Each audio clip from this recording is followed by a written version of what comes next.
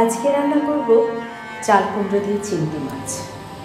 চাল কুমড়োর খোসা ছাড়িয়ে কেটে ধুয়ে এক জায়গায় রেখে দিলাম। তারপরে চিংড়ি মাছগুলো খোসা ছাড়িয়ে পরিষ্কার করে সুন্দর করে ঝরিয়ে রাখলাম জল। অন্যদিকে মশলাগুলো করে রাখলাম। হলুদ, মরিচ, লবণ দিয়ে দিলাম। কাঁচামরিচ আমি সবসময় ব্যবহার করি এই রান্নাটাতে। জিরের গুঁড়ো দিয়ে দিলাম।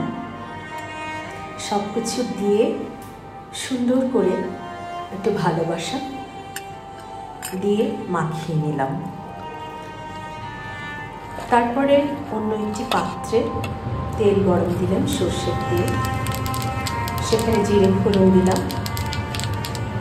জিরেটা খানিকটা ভাজা ভাজা হয়ে এলে মাখা তরকারিগুলো একসাথে ছেড়ে দিয়ে অন্য একটি পাত্রে জল গরম করতে দিয়েছিলাম।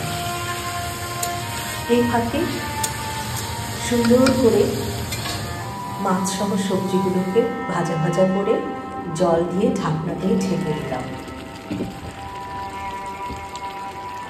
দেখা যাচ্ছে বলক এসেছে এবং জিরের গুঁড়ো দিয়ে দিলাম, ভাজা জিরের গুঁড়ো।